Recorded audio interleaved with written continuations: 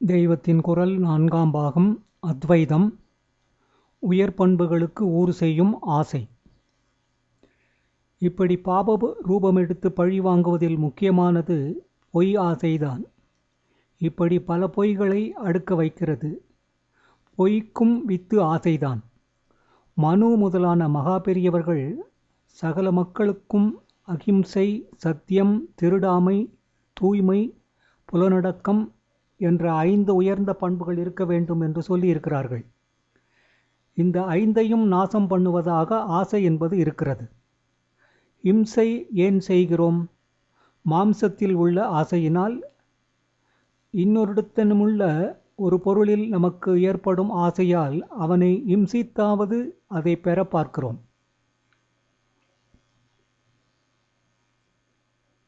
சத்தியத்தை ஏன் விடுகிறோம்? ஆசை வைத்த எதையோ சத்தியமான முறையில் போய் அடைய முடியாது என்பதால் தான் இப்படி செய்கிறோம். நம்மை காப்பாற்றிக் கொள்ள வேண்டும், நம்முடைய சொத்து, நம்முடைய அந்தஸ்து, மானம் போன்ற எதுவோ ஒன்றை காப்பாற்றிக் கொள்ள வேண்டும் என்ற ஆசையாகத்தான் பேசுகிற பொய்யெல்லாம், பண்ணுகிற மோசடியெல்லாம். பொருளிடத்தில் உள்ள ஆசையால் தான் திருடுவது என்பதை விளக்க வேண்டிய அவசியமில்லை. ஆசார சுத்தியை விட்டு விடுவது மனஸ் போனபடி சௌகரியங்களை அனுபவிக்க வேண்டும் என்ற ஆசையினால்தான். புலனடக்கம் போவது ஆசையால்தான் என்பதை சொல்லவே வேண்டாம். அதாவது மனு சொன்ன 5 தர்மங்களையும் மீற பண்ணுவது ஆசைதான். அருபகைக்கு மூலம் 5 தர்மங்களையும் நிர்மூலம் செய்வதற்கும் காரணம் என்று இப்படி சகல தோஷங்களுக்கும் பிறப்பிடமாக இருப்பது ஆசைதான். அகண்ட ஆனந்தம் மனதுக்கு இல்லை. ஆக ஆரம்பித்த இடத்துக்கே திரும்பி வருகிறோம். நமக்குள்ளே தினந்தோறும் நடக்கிற தேவாசுர யுத்தத்திலே நல்ல விருத்திகளுக்கான தேவசக்திகளை அதாகதம் பண்ணும் கெட்ட விருத்தி என்னும் அசுர சக்திகளுக்கெல்லாம் உற்பத்தி ஸ்தானமாக இருப்பது ஆசைதான்.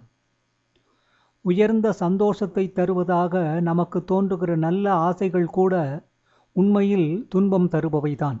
ஏனென்றால் எப்பேற்பட்ட ஆசையாயிருந்தாலும் அது ஒருவித அரிப்புதான். ஆசை என்பது மனசுக்கு எடுக்கிற தாகம்தான் ஆசை. ஆசை இருக்கிறதென்றால் மனசு என்று ஒன்று இருக்கிறது என்றே அர்த்தம். மனசு என்பது இருந்துவிட்டால் உபதிரவம்தான். மனஸ் ஆத்மாவுக்கு த்விதீயமான வஸ்து. அதனால் பகேதுவானது என்று பார்த்தோமே. இந்த மனசு என்கிற வஸ்துதான் அகண்டானந்தமான பரமாத்மா சிரித்து குறுகிப்போய் ஜீவாத்மா என்று வேஷம் போட்டுக்கொள்ளும் போது இப்படி அதை சின்னதாக குறுக்க வைத்து காட்டுகிறது. தனி ஜீவன்கள் என்று தங்களை அவர்கள் தெரிந்து கொள்வதே தனித்தனி மனசுகளை கொண்டுதான். ஆனதால் மனசு என்பது பரமாத்மாவுக்கு வேறேயாகத்தான் எப்போதும் இருக்க முடியும்.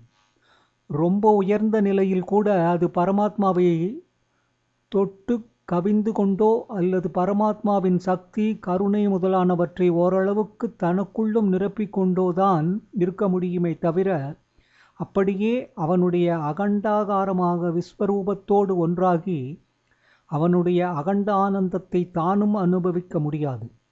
இந்த மனசே பூராவுமே அவனிடமே கரைத்து இல்லை என்று ஆக்கி கொண்டால்தான் சாஸ்வதமான அகண்ட ஆனந்தம் கிடைக்கும்.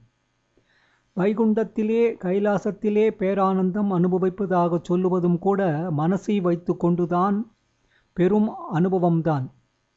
துவைத விசிஷ்டாத்வைத சித்தாந்திகள் இது துக்க கலப்பே இல்லாத சாஸ்வத ஆனந்தம் என்று சொல்லுகிறார்கள். ஆனாலும் கூட இங்கே அவர்கள் முக்தர்களாக சொல்பவர்கள் பரமாத்மாவுக்கு வேறேயாக இருந்து கொண்டு வேறுபட்ட மனசால்தான் அவரை அனுபவிக்கிறார்கள். ஆதலால் நிறைந்த நிறைவு நிலையிலேயே நிரந்தரமாக இல்லாமல் குறைவுகளுக்கும் துக்கங்களுக்கும் எப்போதாவது ஒரு சமயத்திலாவது ஆளாகத்தான் செய்கிறார்களே என்ற புராணங்களிலிருந்து தெரிகிறது.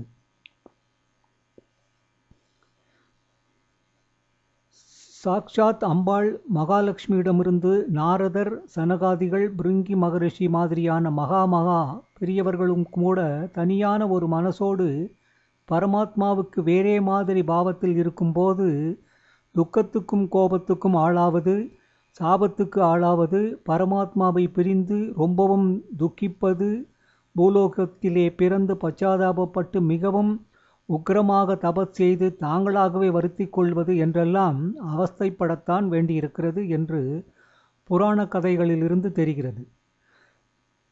அதனாலேதான் மற்ற பற்றுக்கள், ஆசைகள் விடுவதற்காக பரமாத்மா ஒருவனிடம் மாத்திரம் பற்று, ஆசை வையுங்கள் என்று பற்றுக பற்றற்றான் பற்றினை அப்பற்றை பற்றுக பற்றுவிடற்கு என்று திருவள்ளுவர் சொன்னதற்கு மேலேயும் போய் ஆசை அருமின் ஆசை அருமின் ஈசனோடாயினும் ஆசை அருமின்கள் என்று திருமூலர் சொன்னார். அடுத்து யுத்தம் தீர ஆசையை அழிக்க. நமக்கு சந்தோஷம் தருவதாக தோன்றினாலும் உண்மையில் கஷ்டம் விளைவிப்பதுதான் என்பதாக சில ஆசைகளை பற்றி மாத்திரம் நமக்கே தெரிகிறது. உதாரணமாக, அரிக்கிற போது சொரிந்து கொண்டால் ஹிதமாயிருக்கிறது என்று. அப்படி பண்ணினால் அப்புறம் புண் ஜாஸ்தியாவது நமக்கு நன்றாக தெரிகிறது. அதனால் சொரிந்து கொள்ளாமல் கட்டுப்படுத்தி கொள்ள பார்க்கிறோம். எல்லா ஆசையுமே அரிப்புதான். ஆசை என்பதே அரிப்புதான். அதன் பூர்த்திக்காக பண்ணுவதெல்லாம் சொரிந்து கொடுத்து புண்ணை செப்டிக் ஆக்குவதுதான். இதனால் என்ன ஏற்படுகிறதென்றால், ஆசையை அழித்தால்தான் உள்ளே நடக்கும் தேவாசுர யுத்தம் தீரும், நமக்கு சாந்தி கிடைக்கும். எப்படி அழிப்பது? 100, 1000, லட்சமாக இத்தனை ஆசைகள் இருக்கின்றனவே, ஒன்றை அடக்கினால் இன்னொன்று தலைக்கு தூக்குகிறதே. அந்த இன்னொன்றை அடக்கப் போனால் முதல் ஆசையே நான் செத்தேன பார் என்று சொரூபம் காட்டுகிறதே. மரணத்தால் ஆசை அழியுமா? சரி, இந்த உடம்பு இருப்பதால் தானே ஆசை ஏற்படுகிறது. ஆசையால் துன்பப்படுவது, துன்பப்படுவது ஆசையால் பயப்படுவது, பயமுறுத்துவது ஆசையால் அவமானத்துக்கு ஆளாவது, அவமானத்துக்கு ஆளாக்குவது எல்லாம் உடம்பு உள்ளவரைதானே. செத்துப்போனவர்களுக்கு துன்பம் உண்டா, பயம் உண்டா, அவமானம் உண்டா என்று நினைத்து மரணத்துக்கு வேண்டிக் கொள்ளலாமா? குளம் குட்டையில் விழலாமா? சான் கயிற்றை தேடலாமா? இது சொல்யூஷன், தீர்வு இல்லை. செத்துப்போனவர்களுக்கு ஆசையும் அதனால் ஏற்படும் பயம், அழுகை, அவமானம் முதலானதும் இல்லை என்று முடிவு பண்ணினது தப்பு. செத்துப்போனவர்கள் ஒரே அடியாக போய்விடவில்லை. உயிரோடு இருந்தபோது பலவிதமான ஆசைகளுக்கு உட்பட்டு அவர்கள் பண்ணிய பாவங்களை உடம்பு போன பின்னும் நரகாதி லோகங்களில் அனுபவித்துவிட்டு பாக்கியை அனுபவிக்க இந்த லோகத்துக்கே அவர்கள் வந்து கொண்டுதான் இருக்கிறார்கள். அதாவது அந்த உடம்புதான் போச்சு, வேற உடம்பு வந்துவிட்டது. அது மனுஷ உடம்பாகவே இருந்து மறுபடி பழையபடி ஆசைகள் பட்டு அவஸ்தைகளை தேடிக்கொள்ளலாம். அல்லது ஒரு மாட்டின் உடம்பாகி ஏற்காலில் அவதிப்படலாம், குதிரையின் உடம்பாகி வண்டி பாரத்தை இழுத்து கொண்டு ஓடலாம். ஆக உடம்பு, அதனால் வருகிற துன்பம் இரண்டையும் சாவினால் போக்கிக் கொண்டு விட முடியாது. அதிலும் தற்கொலை சாவு தேடிக்கொள்வது என்னும்போது பிராணஹத்தி என்று இதுவே பெரிய பாவமாக சேர்ந்து இதற்காக வேறு மகா கஷ்டமான தண்டனைகள் அனுபவிக்க வேண்டி வரும். தற்காலத்தில் சிலர் பெரிய தப்பு காரியம் பண்ணிட்டு பிடிபட்டு விடுவோம் என்கிற ஸ்திதி உண்டானாலோ அல்லது சகிக்க முடியாத பெரிய துக்கம் ஏதாவது ஏற்பட்டாலோ ரிவால்வரை எடுத்து தாங்களே சுட்டு கொண்டு விடுகிறார்கள். ஆனால் சம்சாரத்தால் உண்டாகும் தீமைகளையும் துக்கங்களையும் போக்கிக் கொள்ள இது ஒரு வழியாகுமா என்றால் ஆகாது. ஸ்தூல சரீரத்தை அழித்து கொண்டாலும் அப்புறம் சூக்ஷ்மமாக ஏதோ ஒரு மாதிரியான மற்றொரு சரீரம் இருந்து கொண்டுதான் இருக்கும். நாம் பண்ணின காரியம், எண்ணின எண்ணம் எல்லாவற்றுக்கும் காரணமாகவும் அவற்றை அனுபவித்த ஒன்றாகவும் சாவு வரை அனுபவித்தும் தீர்க்காமல் இன்னும் பாக்கி நிற்கும் அனுபவத்தை அடைய வேண்டியதாகவும், எண்ணின எண்ணங்களுடைய போக்குகள் மறுபடியும் அப்படியே எண்ண வைக்கிற விதத்தில் வேர்கொண்டு ஆஸ்பதமாக பற்றி கொண்டிருப்பதாகவும், அந்த கரணம் என்பதன் ரூபமாக மற்றொரு சரீரம் இருந்து கொண்டிருக்கும். தற்கொலையால் ஸ்தூல சரீரத்தை போக்கிக் கொண்ட பிற்பாடும் அந்த சரீரத்தோடு சுற்றி கொண்டிருக்க வேண்டும். நாமாக சூயிசைட் பண்ணி போக்கிக் கொள்ளாமல் தானாக உயிர் போனால் ஜீவனின் சூக்ஷ்ம சரீரம் நரகம் அல்லது ஸ்வர்க்கத்தில் கர்ம பலனை ஓரளவுக்கு அனுபவித்துவிட்டு பாக்கியை அனுபவிக்க பூலோகத்திலேயே 84 லட்சம் யோனி பேதம் என்னும் உயிரினங்களில் ஏதோ ஒன்றாக பிறக்கிறது. சூயிசைட் பண்ணி கொண்டவனின் ஆவியோ நரகத்தில் உள்ளதை விட கஷ்டமான அவஸ்தைகளை ஆத்மஹத்தி பாபத்துக்காக வேறு லோகத்திலேயே அலையாய் அலைந்து அனுபவிக்க வேண்டும். நரகம் அல்லது ஸ்வர்க்கம் அப்புறம் மறுபடி பூமி என்பதற்கு முந்தி பேயாய் அலைவது என்றே சொல்லுகிறோமே, அப்படி ஒரே தவிப்புடன் அலைய வேண்டும். அந்த ரூபத்தில் பசி தாகம் முதலானவற்றை பூர்த்தி பண்ணி கொள்ள முடியாமல் எவராவது ஒருவருடைய உடம்பை பிடித்து ஆட்டி வைத்து கொண்டு இந்த பாபத்தையும் சேர்த்து கொள்ள வேண்டும். வேப்பிலையால் வீறு வீறு என்று அடி வாங்க வேண்டும். இதோடு நிற்காது, மறுபடி ஜென்மா வரும்.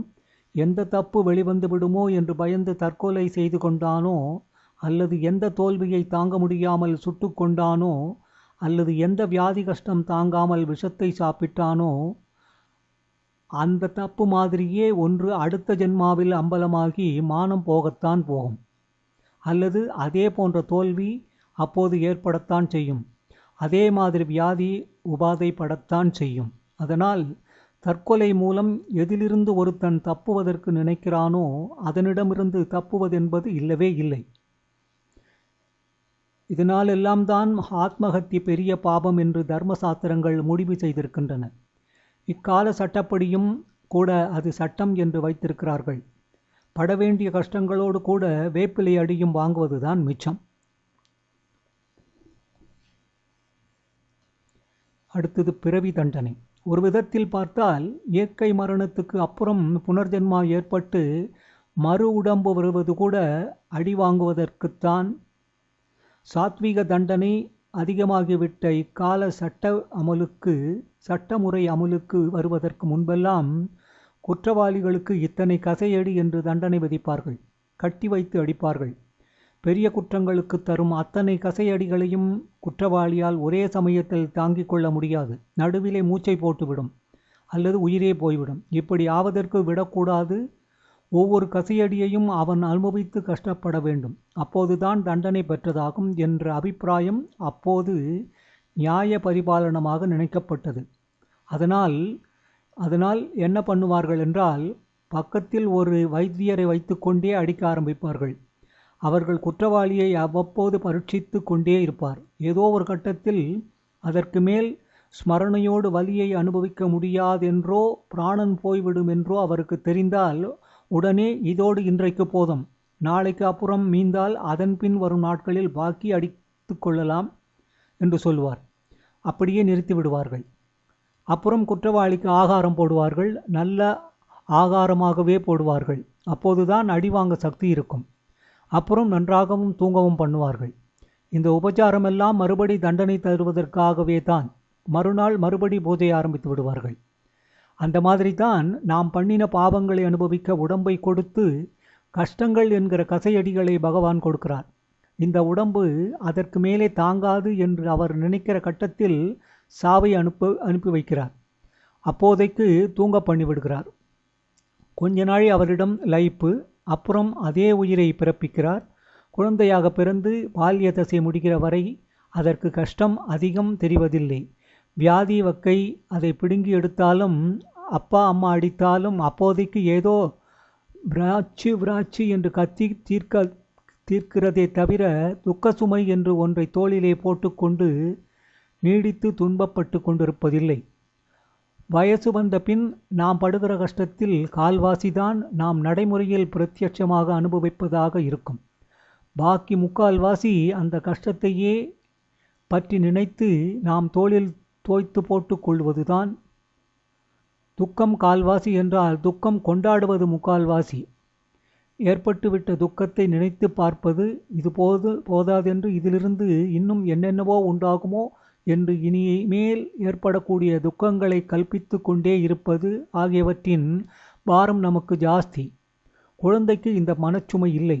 எதையும் ஆழ போட்டு கொண்டு நாம் உழப்பிக்கொள்கிற மாதிரி இல்லாமல் அது சணத்திலே மறந்துவிட்டு லேசாகிவிடும்.